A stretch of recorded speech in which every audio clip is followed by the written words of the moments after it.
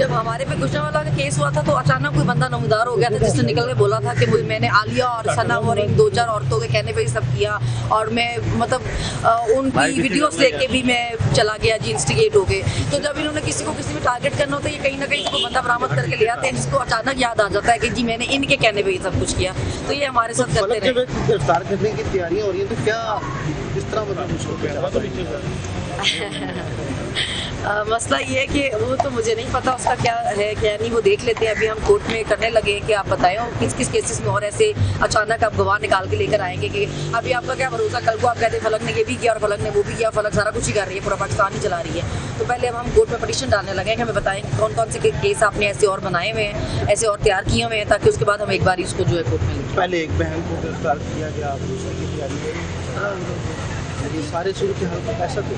अब प्रॉब्लम ये है कि ये जो 2 खानदान मुसल्लत है ना हमारे सरों पे पता नहीं 40 सालों से, इनको ये बर्दाश्त ही नहीं है कि हमारे अलावा कोई और जो लोग हैं वो पॉलिटिक्स में आ सके। इनके मुताबिक ये जो सारी सियासत है, ये पाकिस्तान है, वो इनकी ज़ाती जागीर है, इनके घर की कोई लौंडी है या इनके बाप और ये जो इनके खानदान है, माँ बाप भाई बहन बेटे चाचा भतीजे, सिर्फ ये लोग आ सकते हैं। इसके अलावा अगर कोई मिडिल क्लास उठ के या कोई आम आदमी कोशिश करेगा तो हम उसको इस तरह करेंगे कि वो दोबारा कभी सोचे ही ना और आम लोग कभी सोचे ही ना इस तरफ आने के बारे में।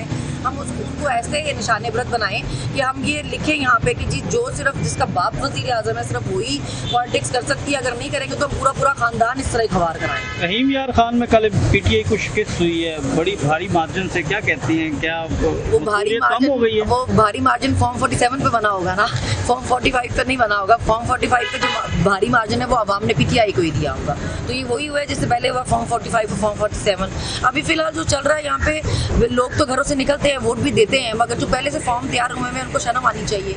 लोगों के मैंडेट पे आप इस तरह डाका डालते हैं, लोगों को आग छीनते हैं, फिर आप कहते हैं नफरतें बढ़ रही हैं, तो इस तरह मोहब्बतें तो नहीं बढ़ने लगी। गंडापुर में उन सहाफ़ियों के नाम ले लिए हैं जिनके हवाले से बार बार मुतालबा किया जा रहा था। आप समझते हैं कि वो सहाफ़ी जो हैं वो जानिबदार हैं जिन पर गंडापुर साहब इल्ज़ाम लगा रहे हैं? नहीं, बिल्कुल ठीक किया उन्होंने नाम लिया। अगर आप जर्नलिस्ट होकर बैठ के टीवी पे बोल सकते हैं कि जी ये तो खत्म शूट हो गई और पार्टी क्रॉस लग गया, कांटा लग गया, रावी ऐसा चैन लिख रहा है। अभी मैं देख रही थी वो 2 लोग बैठे आपस में बात करते कि जी इनको ऐसी मार पड़ने लगी है, डंडा चलने लगा है, इन पे ये होने लगा है। तो जब आप जर्नलिस्ट होते हुए ऐसी बातें छोड़ सकते हैं, ऐसी छोड़नियाँ छोड़ सकते हैं, तो फिर जब आपका नाम लिया जाएगा, आप पे बात की जाएगी, तो फिर अपनी बारी भी हौसला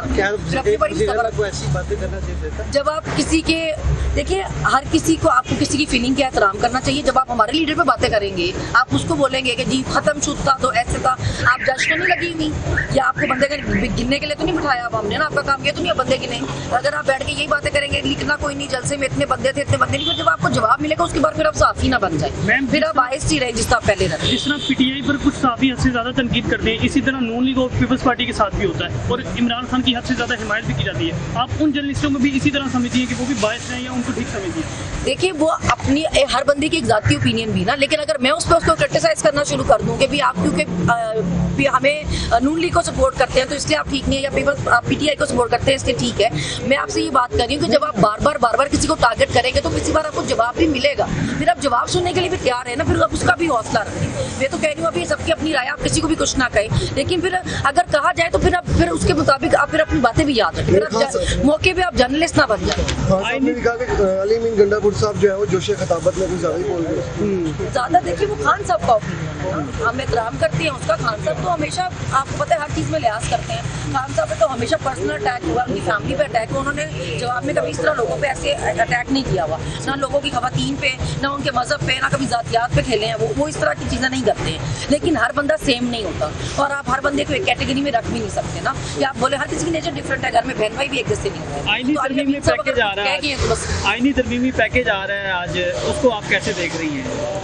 देखिए जी, जो आपके जायज़ वोट्स हैं उनसे अगर जो भी कुछ आ रहा है ठीक है। अगर आप लोगों को खरीद के डरा धमका के उनके घर वालों को उठा के अगर ज़बरदस्ती कुछ करने की कोशिश करें तो शर्म करनी चाहिए। पीटीआई तो हुकूमत को ही इल्लीगल मानती है, तो फिर जायज़ वोट कैसे होगा? मैं अपनी बात नहीं करी, मैं उनकी बात कर रही हूँ कि जो आपके अपने जाती वोट हैं वो भी लोगों के मैंडेट से आए हुए नहीं है। लेकिन अगर आपने ये कोई करानी भी है तरमीम तो अपने वोटों से कराए, मजीद जो दूसरे वोट है वो ना करें कि आप उनको खरीद रहे हैं या डरा रहे हैं। अभी सब लोग बता रहे हैं कि अभी तो लोगों के घरों से उनकी माएँ बहनें गवाह होना शुरू हो गई हैं। पहले तो मर्द गवाह होते थे, अभी माँ बेटियाँ गवाह।